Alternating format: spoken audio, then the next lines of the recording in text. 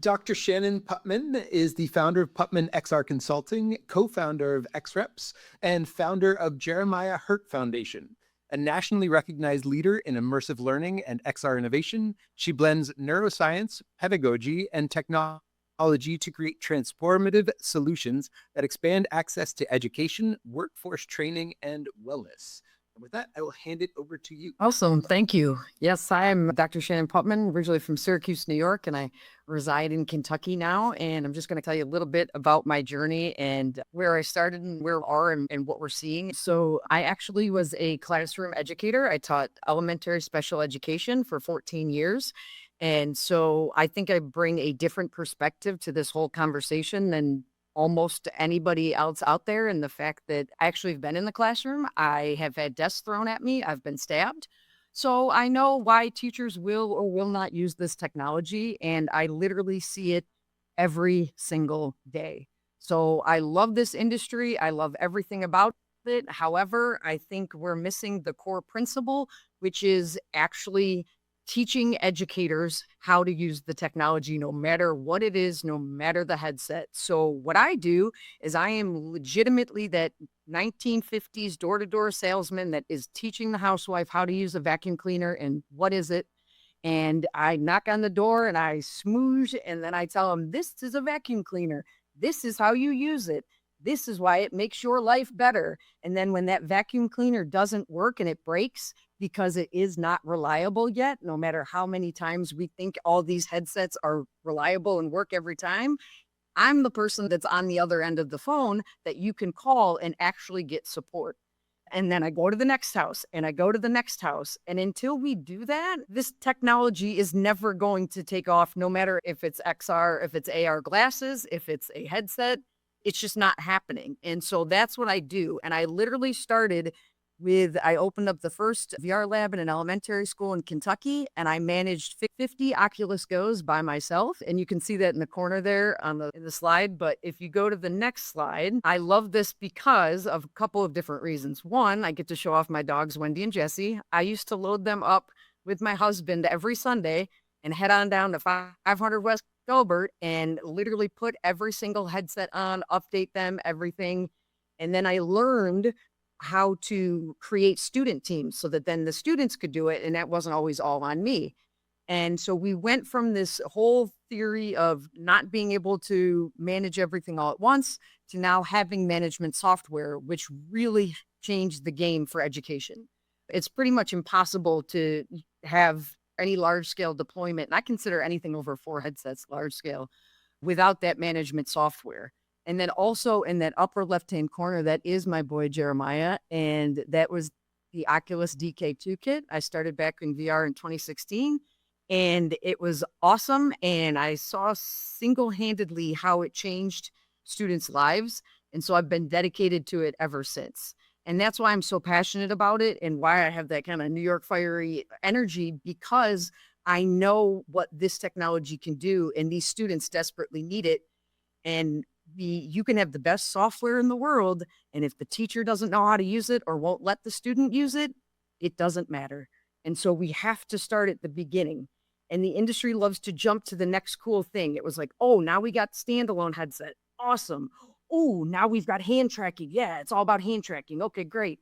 Oh, now we've got full color pass through. Yes, everything's all about pass through. Oh, now we got AR glasses. Everything's all about glasses. Like, I don't even talk about pass through or hand tracking with teachers because I'm just trying to get them to understand how to use their management software and deploy to their headsets. So I think if we just take the time to do the work, everybody will also see how wonderful this technology is. And so that's what I'm trying to do. And I then worked my way up. I expanded. The school district I worked in was JCPS. It's the 28th largest school district in the country. I got them to invest over $400,000 in VR right before COVID.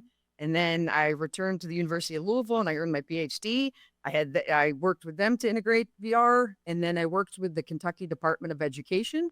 And we actually did the single largest deployment of VR in K-12 American public school education history. We deployed 2,450 headsets across 35 counties. And so it doesn't matter what level it is, it's the same issues at every step. And so I'm always trying to be proactive with that.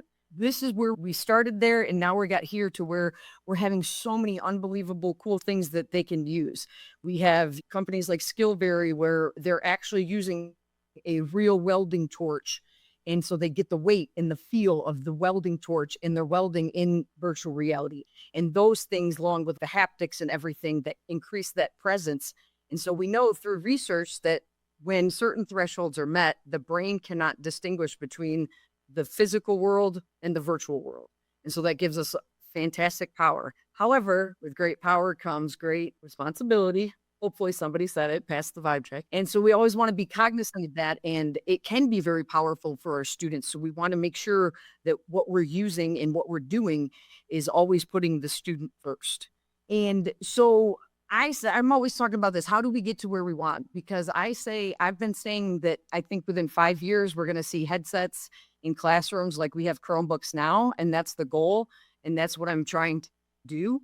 And so there's certain ways that we can go about doing that. And I got to respond just because you called me out on it. I'm not a fan of meta in education because of how they do things. I'm sorry, they do not make it easy to integrate into the classroom. And they could, and I want them to be successful. So that's why it's frustrating. Also, there's a lot of hidden costs and things that people don't talk about. So yes, a Quest is $300. However, that does not talk about Horizon Services, the software that you have to pay for if you want more than one headset on an account. That does not talk about the $100 fee per headset per year that you have to pay unless you get a special deal. So when all of that is said and done, the price of the headset between a Quest and a Pico isn't what people think it is. I completely agree that it's way more cost effective than what people think, but there's so many things that happen that make it that all these decisions that need to be made that educators have no clue. And so then they're getting technology that doesn't work for them. And so that's why I always try to be that guiding voice to let them know. I don't care if you get a Meta, a Pico. I want you to get what works for you. You just need to know what you're getting into. And so, yes, I know it is for the lifetime, but it doesn't, but that takes that headset up to $400 right there. So it's a little misleading, but also accessibility. I think that's another thing we're really missing. And being a special ed teacher, that was always very passionate for me. And I included these pictures to show. So that's my friend's son, Noah. And that in the first picture, that's him playing VR. And what you see is it's his brother playing and it's him watching because he's basically paralyzed from the chest down. So he couldn't play VR. He just got to watch his brother. And I'm like, no, that's not acceptable. So what we did, as a co-founder of XReps, we created a functionality in our software that utilizes voice recognition and head tracking. And so he could play the game just like his brother, and he was actually able to be a quarterback and for the first time in his life. And so when we in those things like XReps, which is a software that was designed by a classroom educator for classroom educators, it's grounded in neuroscience research. And so you play as an American football style quarterback and you answer cognitive based questions. And so I'd say we train a smarter player on and off the field. And then also the last component that I really want to talk about with that is critically important to me. And I appreciate everyone letting me tell this story. So that boy that you saw, Jeremiah, that was my boy, man. He would come in the morning. He'd be like, Miss Shannon, I'm not going to punch anybody in the face today. And he meant it. And I'm like, I absolutely believe you, Jeremiah. And then he would get mad. And of course, he would punch somebody in the face. And other teachers would say to me, he needs to learn to control that. I'd be like, do you look at somebody with diabetes and tell them to make more insulin? And they're like, of course not. And I'm like, exactly. But because it's the brain, people don't want to believe, they think that you should just be able to control that. And so then they would say, if he does that in the real world, he's going to get in trouble. I'm like, of course. Explaining a behavior does not excuse a behavior. You still have your consequences, everything. But if he knows and we know what might be triggering to him, when he might get upset, situations like that, we can try to be proactive as opposed to reactive. Well, at the time, I didn't have anything like X-Reps. And so we had point sheets, social stories, those kind of things. But everybody makes the right decision when they're calm. I'm sitting here right now and I'm not going to give anybody the bird, but if you cut me off in the parking lot, it just might come out. So I started doing a lot of research on it. And I found that the same parts of the brain that fire when you're competitive are the same parts of the brain that fire when you're upset and when you're angry. And so with X-Sharps, what we do is we actually put you in that competitive mode. So we get you out of your seat, we get you crossing midline, you're activating both sides of the brain, your heart rate is up, you're sweating, all of that adrenaline is pumping. And then boom, you throw a pass that doesn't get completed. And now you've got a fan in your face telling you suck. So now your brain is fired at this high alert state. Now you have to make the right decision. And if you don't, we as educators are right there to help talk you through it and instruct you on methods to make the right decision. So we're putting the brain in the right state to make meaningful change, meaningful behavior changes. And the reason that's so important to me is because Jeremiah was 18 years old. He graduated. He was going to start college in January and he was going to dinner with his girlfriend.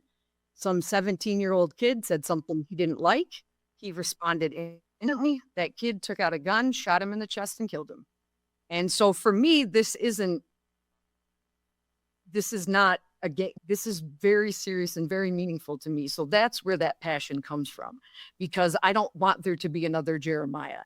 And the way we can do that is with this technology. So that's why I want people to be able to use it. And that's why I'm in Pike County, Eastern Kentucky right now, working with teachers actually in the classroom with them, teaching them how to actually use this technology. And so that's me. That's what I love. And I thank you for letting me share. First off, share his story, because every day that I say his name, it's another day that somebody has heard his name and he's not forgotten. So thank you for that. And I just love all of us and I love this, what we're doing. And I'm honored to be a part of it.